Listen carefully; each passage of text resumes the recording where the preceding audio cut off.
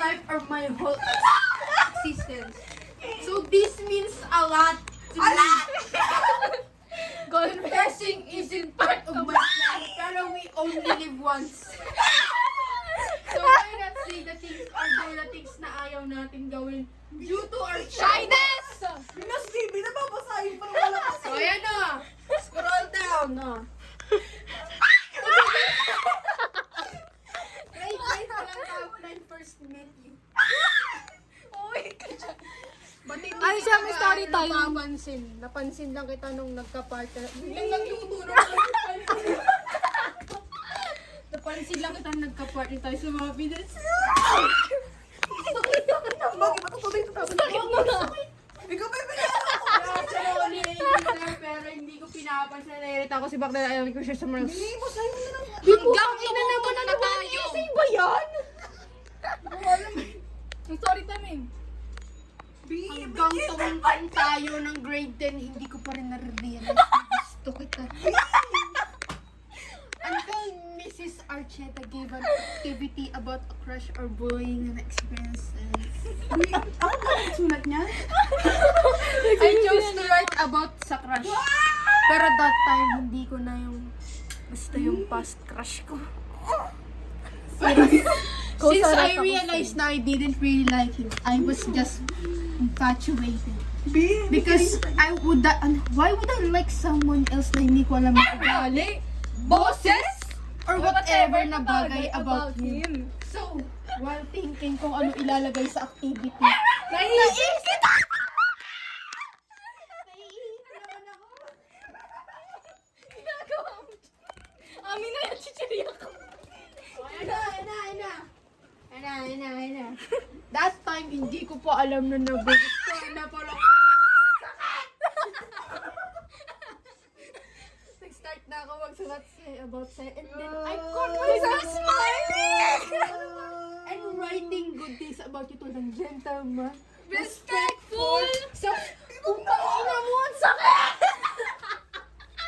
Tama na. Kanina pa tulad sakit na. Di ba sa'yo mo na ako kasi screen na ako? Ang yan essay. Ang haba. Saan ba tayo? Yan. Gumawa ng gawaing bahay, nakapagluto, tall, moreno, approachable, and marami pang iba maganda pa. At first, I was scared nung nalaman ko mismo sa sarili kong gusto. Oh my God! May tubig, luto na ako. Bigla ka luto.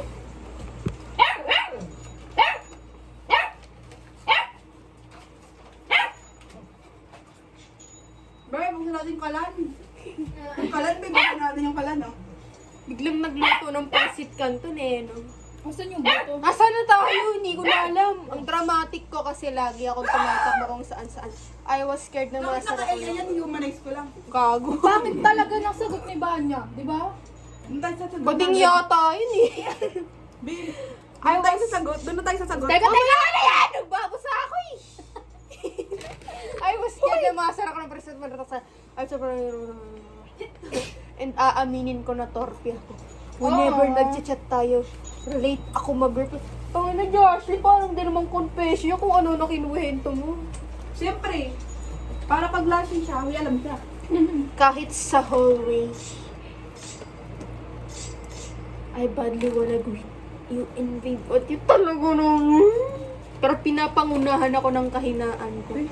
Nung nagkaka-eye contact tayo, my heart is telling me na mag-hello every kaya pero di kita mag-hello. Ano rapper?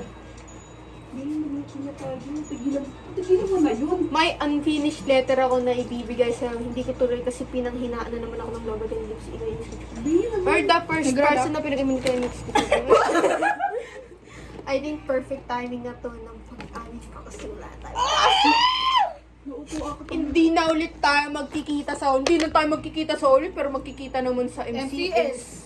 Siyempre, I regret that nung grade 9 tayo wala akong pakialam sa'yo. Ay! Wala akong pakialam sa'yo.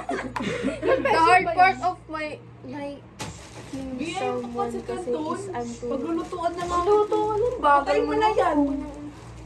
Naba naman ito. Tulo na ba yung essay? Tignan mo sa confession niya. Mamaya na. Sa confession na. I can feel it. eh. Aww. Just, Alam I ko don't yun. know what to react. Ba, hindi Mahina ko. Maba ako rin sa'yo, yata yun. Dexter. Yaan mo na, mas ano yung kanya, mas maikli di tulad sa'yo, no? 10,000 words ata. Mahina raw siya kay Dex. Like, I'm scared of something. Ayun. Kung may nag-confess man sa akin, ba't na Hindi, puro ay dyan. Nabilang ko mo ilang ay yan ah. 1, 2, Ang pangit ng 1, grammar niya. 2, 3. ay, yung ay. Ay. I don't know. Hindi akala niya. I think I'm gusto ko scared to mag-commit. Hindi ko naman gusto yung responsibilidad. Tol, para siyang ewan mag-confess. Ay, mag-confess pag mag-live. Parang bading. Ba't Okay. gano'n ako? I'm not okay. You know, Josh, I never felt something. Puro sa Josh dyan. Girl, ay, Josh. Or even. Yung Josh, ang daming Josh oh.